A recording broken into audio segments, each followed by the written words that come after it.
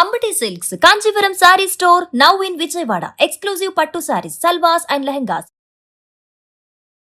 Suman TV ప్రేక్షకులకు నమస్కారం. ప్రస్తుతం మనతో పాటు ఉన్నారు సంకల్ప మందిర్ నిర్వాహకులు, ప్రముఖ జ్యోతిష్యులు బ్రహ్మశ్రీ నందిబట్ల శ్రీహరి శర్మ గురువు గారితో మాట్లాడదాం చంద్రగ్రహణం గురించి. మరి చంద్రగ్రహణం మార్చి 3న పట్టు విడుపు సమయాలు, ముఖ్యంగా ఏ ఏ రాశుల వారికి ఎలాంటి ప్రభావం ఉండబోతుంది, ఈ వివరణ అంతా కూడా తెలియజేయడానికి గురువుగారు సిద్ధంగా ఉన్నారు. మాట్లాడదాం. గురువుగారు నమస్కారం. గురువుగారు, వాగర్థ వివ సంపృక్తౌ వాగర్థ ప్రతిపత్తయే జగతః పితరౌ వందే పార్వతీ పరమేశ్వరౌ. ఆదిత్యాయ చ సోమాయ మంగళాయ బుధాయ చ గురుశుక్ర శనిభ్యశ్చ రాహవే కేతవే నమః. శృంగేరి జగద్గురు పీఠాధిపతులకి, కంచిపీఠాధిపతులకి నమస్కారములు తెలియజేసుకుంటూ కార్యక్రమాన్ని ప్రారంభిద్దాం. గురువుగారు, మరి చంద్రగ్రహణం మార్చి 3న అంటున్నారు. ఏ సమయం అసలు దేశం మీద ప్రభావం ఉంటుంది అంటారా? పట్టు విడుపు సమయాలు ఏ రాశుల వారి మీద ఎలాంటి ప్రభావం చూపబోతుంది? ఇందులో మంచి ఉంటుంది, ఇబ్బందులు కలిగే విషయాలు కూడా ఉంటాయా? ఆ వివరణ అంతా కూడా ఒకసారి తెలియజేస్తారా గురువుగారు? తప్పకుండానమ్మా. వీక్షించేటువంటి మన సుమన్ టీవీ ప్రేక్షకులు జాగ్రత్తగా గమనించండి. ఈ గ్రహణ సందర్భంగా అనేక ప్రసార మాధ్యమాలలో చాలా మరణగండాలని, లేకపోతే రోడ్డున పడతారని, జీవితమే నాశనం అయిపోతుందని కొన్ని రాశుల వారికి చెప్తున్నారమ్మా. కొన్ని రాశుల వారికి అద్భుత రాజయోగము అని అంటున్నారు. వాస్తవానికి ఇవేవి కాదమ్మా. అంటే గురుగారు, అంటే గ్రహణ సందర్భంగా ఏ రాష్ట్ర వారికి బాగుంటాయి అంటే, ఒక వ్యక్తి 100 రూపాయలు సంపాదిస్తాడు అనుకోండి, ఆ రోజుకి 150 రూపాయలు సంపాదిస్తాడు. అంతే తప్ప 1,00,000 రూపాయలు వచ్చి సంపాదించబడడు. ఒక వ్యక్తి 100 రూపాయలు మామూలుగా నష్టపోవడం అనేటువంటిది ఉంటే, మంచిగా లేని రాశుల్లో జన్మించిన వాళ్ళకి గ్రహణ సందర్భంగా మంచిగా చెప్పబడినటువంటి రాశుల్లో జన్మించినటువంటి వారికి 120 రూపాయలు, 150 రూపాయలు, 140 రూపాయలు నష్టం ఉంటుంది. అంతే తప్ప 100 రూపాయల నష్టం వచ్చే చోట 1000 రూపాయల నష్టం ఉండదమ్మా. కాకపోతే కాస్త అధికంగా మంచి, కాస్త అధికంగా చెడు అనేటువంటిది ఉంటుంది. ఈ యొక్క గ్రహణాన్ని గ్రస్తోదయ సంపూర్ణ కేతుగ్రస్త చంద్రగ్రహణము అనేటువంటిది చెప్పబడి ఉంది. కాబట్టి ఇక్కడ ఏంటి గ్రస్తోదయము అని అంటే, మధ్యాహ్నం 3:19 ప్రారంభమై సాయంకాలం 6:47 వరకు ఉంటున్నటువంటి ఈ యొక్క గ్రహణ ప్రభావం, సూర్యాస్తమయమేమో 6:19 ఉంటుంది. గ్రహణం ఏర్పడినప్పటి నుంచి సూర్యాస్తమయం వరకు మనకు కనబడదు కాబట్టి అది గ్రస్తోదయము అయింది. మరి నియమాలు అనేటువంటివి ప్రారంభం నుంచి పాటించాలా, చంద్రోదయం నుంచి పాటించాలా అంటే, సాధారణంగా మనకు అంతరిక్షంలో అనగా ఆకాశంలో సూర్యాస్తమయం అయిన తర్వాతనే చంద్రుడు పూర్తిగా గ్రహణం ఏర్పడినట్టుగా మనకు కనిపిస్తాడు. మధ్యాహ్న సమయంలో చంద్రుడు కనబడాడు కదా. కాబట్టి కనిపించే సమయం అయినటువంటి 6:19 నుంచి 6:47 వరకు ఆ సమయంలో పట్టు విడుపు స్నానం ఆచరించడం, దేవతారాధన చేయడం మంచిది. ఇది వైజ్ఞానికంగా మనం కరెక్ట్ చేసుకోవాల్సినటువంటి. శాస్త్ర ప్రకారము అయితే మధ్యాహ్నం 3:19 ప్రారంభమవుతుంది కాబట్టి 3:19 పట్టు స్నానం ఆచరించి ఇష్టదేవత ఆరాధన, గురువు గారు ఇచ్చినటువంటి మంత్రము, లేదా విష్ణు సహస్రనామం, శివ సహస్రనామం, లలితా సహస్రనామం, ఇలాంటి దేవాలయం అమ్మవారికి అయ్యవారికి సంబంధించినటువంటి దేవతా స్తోత్రాలు ఇవి పఠించవచ్చు. విడుపు స్నానం చేయవచ్చు 6:47. అయితే ఈ యొక్క గ్రహణము మార్చి 3వ తారీఖు రోజున పూర్వ ఫల్గుని నక్షత్రంలో కేతుగ్రస్తముగా ఏర్పడుతుంది కాబట్టి, సింహరాశిలో ఏర్పడుతుంది కాబట్టి, ఈ సింహరాశిని బేస్ చేసుకొని మిథున రాశి వారికి, తులారాశి వారికి, వృశ్చిక రాశి వారికి, మీన రాశి వారికి, ఈ 4 రాశుల్లో జన్మించినటువంటి వారికి శుభ ఫలితముగా చెప్పబడి ఉంది. తక్కిన మేష, వృషభ, కర్కాటక, సింహ, కన్య, ధనుస్సు, మకర, కుంభ ఈ రాశుల్లో జన్మించినటువంటి వారికి కాస్త ఇబ్బందికర పరిస్థితులు ఎదురవుతాయి.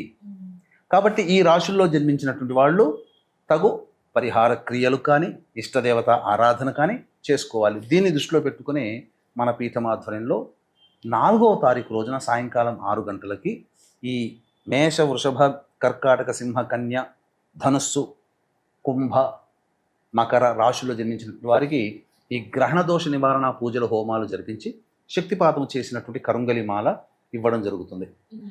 అవకాశం ఉన్న వాళ్ళు స్క్రీన్పై కనిపిస్తున్న నెంబర్కి కాంటాక్ట్ చేసి 4వ తారీఖు సాయంత్రం 5 గంటల లోపల మీ గోత్రనామాలు నమోదు చేసుకోవచ్చు.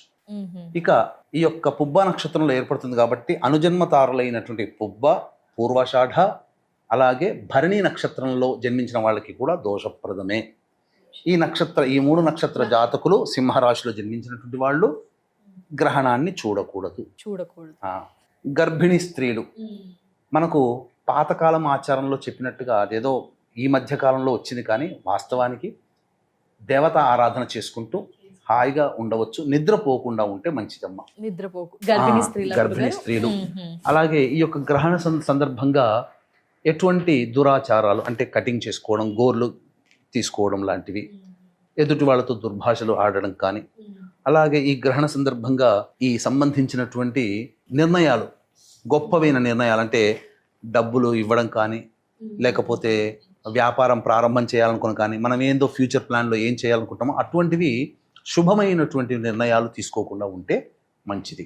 ఆ సమయాల్లో మాత్రమే గురుగారు. ఈ గ్రహణ వేధ అనేటువంటిది చంద్రగ్రహణానికి 3 జాముల ముందు కాబట్టి ఉదయం 9:19 నుంచి ప్రారంభమవుతుంది. కాబట్టి ఈ నియమాలన్నీ కూడా మద్యపానము, ధూమపానము, మాంసాహారము, దాంపత్యము ఇవన్నీ కూడా ఉదయం 9:19 నుంచి మనం ఆచరించకూడదు. ఇక భోజనం ఎప్పుడు చేయాలండి అని అంటారు. ఉదయం 11 లోపల గనక భోజనం చేస్తే 3 గంటలకల్లా కడుపులో ఉన్న ఆహార పదార్థం జీర్ణమవుతుంది. బాలురకి, వృద్ధులకి, అనారోగ్యగ్రస్తులకి ఇవి నియమాలు చెప్పబడలేదు. కాబట్టి 11 లోపల భోజనాది కార్యక్రమాలు చేసుకుంటే చాలా మంచిది. గర్భిణీ స్త్రీలు తినొచ్చా గురువు గారు? తినవచ్చునమ్మా, తప్పులేదు. కానీ ఆ గ్రహణం ఉండే సమయంలో మాత్రం కాస్త జాగ్రత్తగా బయట తిరగకుండా ఉంటాయి. ఎందుకంటే మనకు విషవాయువులు మన భూమి మీద రాకుండా ఓజోన్ పొర కాపాడుతుంది. కానీ గ్రహణ సందర్భంలో ఓపెన్ అవుతుంది.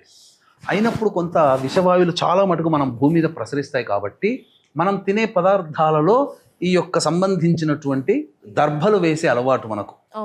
అందుకనే దర్భలు అనేటువంటివి చేయాలి.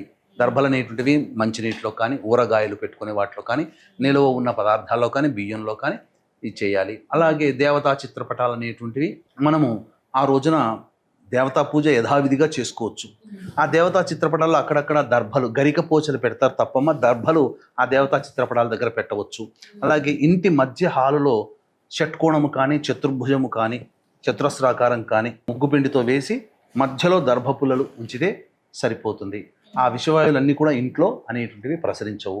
ఇల్లంతా కూడా గాలి అనేటువంటిది చొరబడకుండా ఆ గ్రహణ సందర్భంగా 3:19 నుంచి 6:42 మధ్యకాలంలో గాలి చొరబడకుండా విషవాయువులు మన ఇంట్లోకి రాకుండా మనం మెయింటైన్ చేస్తే చాలా మంచిది. అనవసరంగా బయట తిరగకుండా ఉంటే మంచిది. అతినీళ్ళ లోహిత కిరణాలు అనేటువంటివి ప్రసరిస్తాయి. కాబట్టి భవిష్యత్తులో అది చర్మ వ్యాధులు కానీ ఉంటాయి. కాబట్టి చెప్పినటువంటి రాశుల్లో జన్మించినటువంటి వాళ్ళు అనగా మేష, వృషభ, కర్కాటక, సింహ, కన్య, ధనుస్సు, కుంభ, మకర ఈ రాశుల్లో జన్మించినటువంటి వారు, పుబ్బ, పూర్వాషాఢ, భరణి నక్షత్రంలో జన్మించినటువంటి వారు ప్రధానంగా ఇష్టదేవత ఆరాధన అనేటువంటిది చేసుకుంటే చాలా మంచిది. పట్టు విడుపు స్నానం అనేటువంటిది గ్రస్తోదయం అనగా 6:19 నుంచి పట్టు స్నానము, 6:47 విడుపు స్నానం చేయవచ్చు. దానాది కార్యక్రమాలు ఈ మధ్యకాలంలో అనగా 6:19 నుంచి 6:47 మధ్యకాలంలో దానాది కార్యక్రమాలు చేయవచ్చు.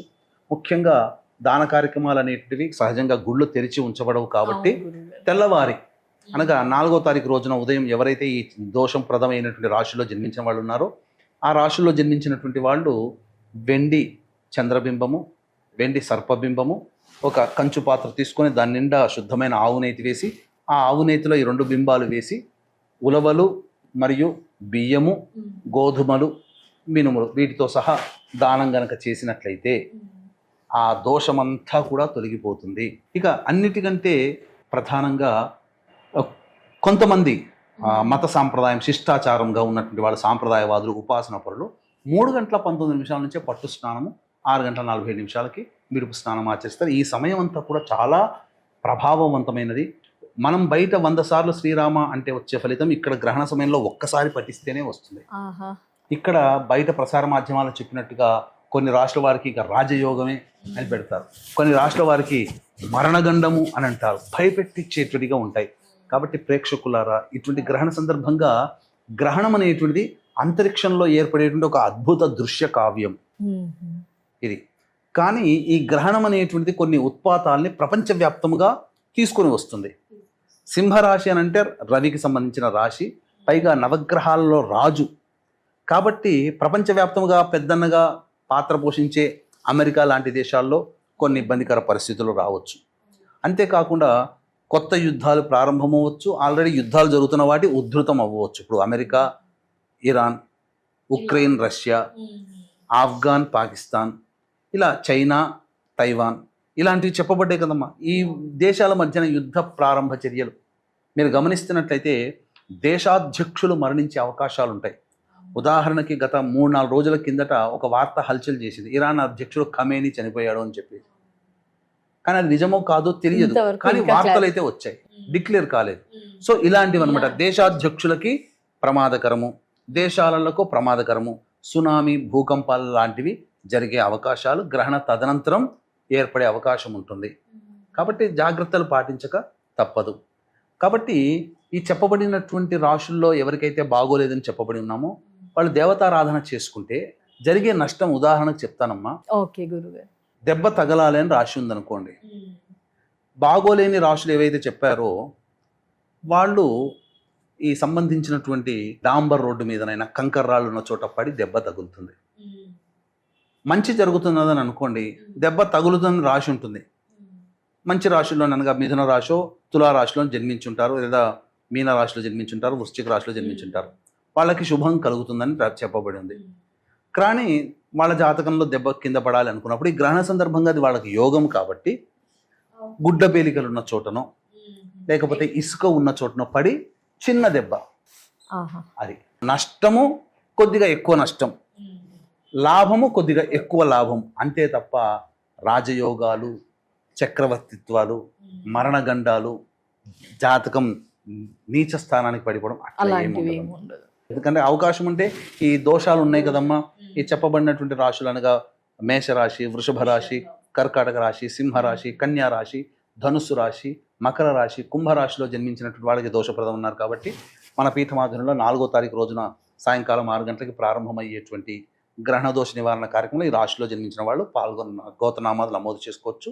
శక్తిపాతం చేసినటువంటి కరుంగలి మాల ఇవ్వడం జరుగుతుంది. సాయంకాలం 4వ తారీఖు సాయంకాలం 5 గంటల లోపల గోతనామాలు నమోదు చేసుకోవచ్చు. ధన్యవాదాలు గురువు గారు. చంద్రగ్రహణం పూర్తి వివరణ మాకు మా వ్యూయర్స్ కి అందించినందుకు నమస్కారం గురువు గారు. సర్వం శ్రీ ఉమామహేశ్వర పరబ్రహ్మార్పణమస్తు.